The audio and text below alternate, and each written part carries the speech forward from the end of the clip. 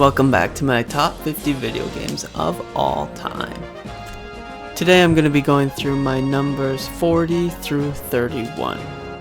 And just to remind you, I'm going to be going through 10 games in each of my videos, counting down to number 1.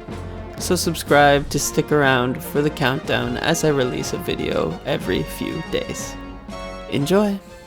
Number 40, Crash Bandicoot N. Sane Trilogy. Okay, so I'm cheating a little bit here because it's 3 games in one, but I bought them all as one game and it was for the price of one. Crash is an incredibly difficult platformer that will have you questioning if you really do enjoy difficult games.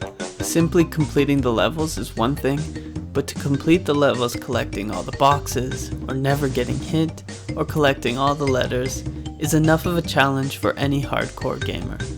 Personally, I got enough challenge out of just completing the 3 games. These games are what platforming should be.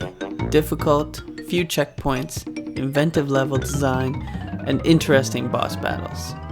The best part about this game is that each level truly feels like a different challenge and not the same like many other platformers.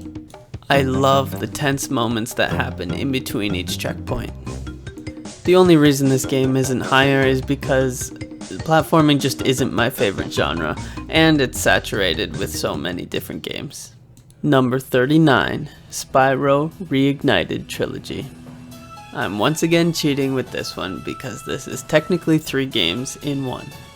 What Crash Bandicoot and Spyro did was ingenious because it got a ton of new gamers to try out their retro games with a new graphics skin. I thoroughly enjoyed my playthrough of the Spyro trilogy. The exploration was fun, and the platforming puzzles were enjoyable and rewarding. There were some sections that gave a little bit of a challenge, but overall the difficulty is quite low, which gives the game a nice, relaxing pace. There is some difficulty in completing all the bonus objectives, but for the most part I just completed the games. The best part of this game is finally finding that final dragon statue or dragon egg that you're looking for. In the first game you'll encounter many different types of dragons and they'll each give you a story. The relaxing nature of this game is what gave it a slight edge over Crash Bandicoot. Number 38, Devil May Cry. My first true hack and slash game. Playing as Dante, you are fighting demons trying to invade Earth. The way you kill them is completely up to you. Dante has an array of weapons at his disposal. You need to use them properly to rack up long combos. I have 2 favorite parts to this game. First, when you're surrounded by small enemies, and you can just go wild, slashing, shooting, wherever you want to. The feeling when you get a new combo high score is amazing. It makes me want to go for a new one in the next room. The second thing is the boss fights. Learning the patterns is a difficult challenge, and perfecting your combos while learning these patterns is especially difficult. I loved every frustrating second of the game. This is my favorite pure story-driven hack and slash game. I thought that the story in this one sufficed, but it's really not the reason to play. The reason it falls a little bit low on the list is because the combat can get a little repetitive towards the end of the game. Number 37, SteamWorld Quest. I've played all the games in the SteamWorld universe, which are all very good games, but this one is my favorite by far. You play as a robot in a world where only mechs exist. In this adventure, you are using cards to defeat your enemies in turn-based combat. As you go along on your adventure, you'll pick up other mechs to join your party, with new and different cards. The main mechanism in this game is deck building, which means you'll be able to unlock and upgrade cards to curate your different decks to exactly how you want to play them. There's 5 different characters to choose from to create your party of 3, and they all have many different combos with each other. The best part about this game is finding those combos that you need to defeat the boss. Each enemy is totally different and will need a different strategy with a deck built around defeating them. Winning a fight just feels so rewarding. Number 36, Boomerang Fu. This is one of my favorite party games. Control different types of food wielding a deadly boomerang. You can slice up your friends by throwing the boomerang at them or by melee slashing them. Even before the power-ups, it's hectic. Once the power-ups start showing up, there will be explosions, people teleporting, dashing through walls, among many more.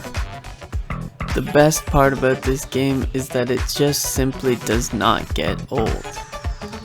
Every other party game I've played with a bunch of friends is fun for a couple of rounds, but then I'm kind of done with it and want something new. I have played this one so much, and honestly I think I could play forever. If you get a group of people who have played a few times, a meta forms, you can team up with each other on the person who's winning. It's just a lot of fun. It will never be Game of the Year, but it will always be a fun time with friends. It's good enough for number 36. Number 35, Children of Morta.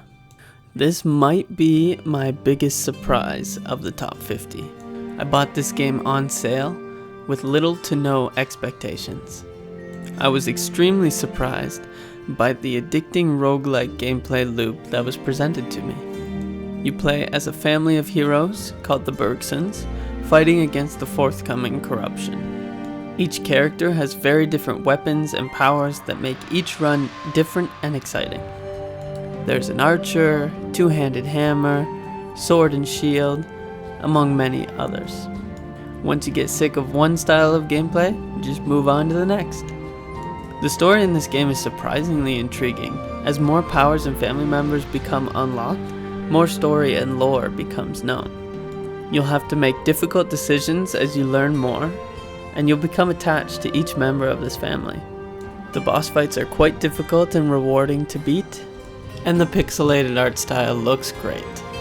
Once again, this is one of those games that you complete, and then you're kinda done with it.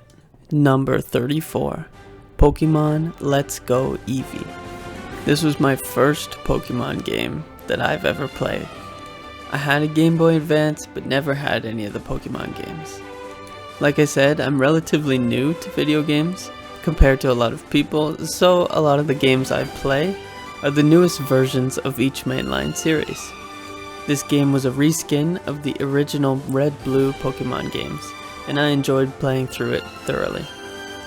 All the classic Pokemon are there, and trying to catch every single one is a fun adventure. I finally got to meet the Pokemon that everyone has grown up loving, and have my own favorite. It's Machop, by the way. Once I caught all the Pokemon and completed my Pokédex, I felt like I was done with the game. I wasn't too interested with any of the endgame content yet. I think having the Pokemon appear above ground was a wonderful addition. That way I could avoid them if I didn't want to battle them. This game gave me a good taste of what Pokemon was like, and I had fun with it. Number 33, Immortals Fenyx Rising. This was another surprising one for me. A lot of these surprising games are games that I get on sale, and this one is no different. This game is very similar to Breath of the Wild, in the way that it's an open world adventure with main storylines to follow at your leisure. Side quests will pop up with interesting storylines of their own, as well as numerous dungeons with different puzzles and objectives to complete. The reason this game felt so different than Breath of the Wild is for two reasons. First, you unlock your powers as you go along in the game, which gives it kind of a Metroidvania feel of, oh, I couldn't do this fight before. Let me try my new powers on that fight that just gave me so much trouble. It's not as punishing as Metroidvanias where things aren't possible without the power, but they definitely make things much easier, which I love. And the second is the theming of ancient Greek mythology. This has always been one of my favorite themes, which made exploring all that more interesting. Number 32, Assassin's Creed Brotherhood. The second Assassin's Creed game on the list. This one is the second game in what is known as the Ezio trilogy, Desmond is taking on the memories of Ezio Auditore. This game was shorter than the other ones and very story-based. Here, the overarching story of Assassins vs. the Templar came more into focus, with Desmond as the main character, and I really enjoyed where the story went.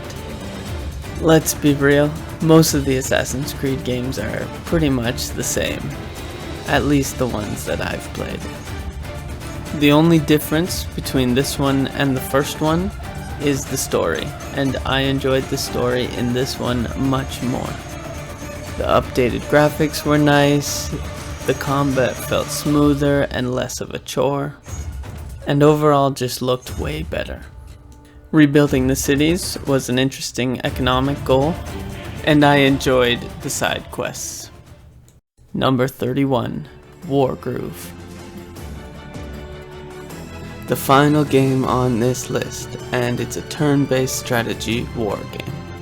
Set in a fantasy world with dragons, witches, horsemen, and many other units, you control an entire army that you get to build your own way to overcome the enemy commander.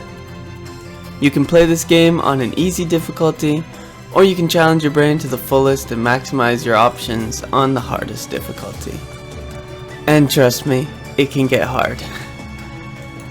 There's many different commanders to try and different types of armies to control. The story here is definitely the weakest aspect of this game. It's definitely not the draw, but it was kinda just baked on. I found my fulfillment in the challenge of completing every difficult mission with 3 stars. The endgame content in this game can keep you occupied forever. The market is kind of saturated with these games as of right now, but Wargroove is one of the best, and if you're into turn-based combat, this is the game for you. And there we go, there's numbers 40 through 31. Thanks for watching, I hope you enjoyed. Let me know what you thought down below, and until next time, case closed.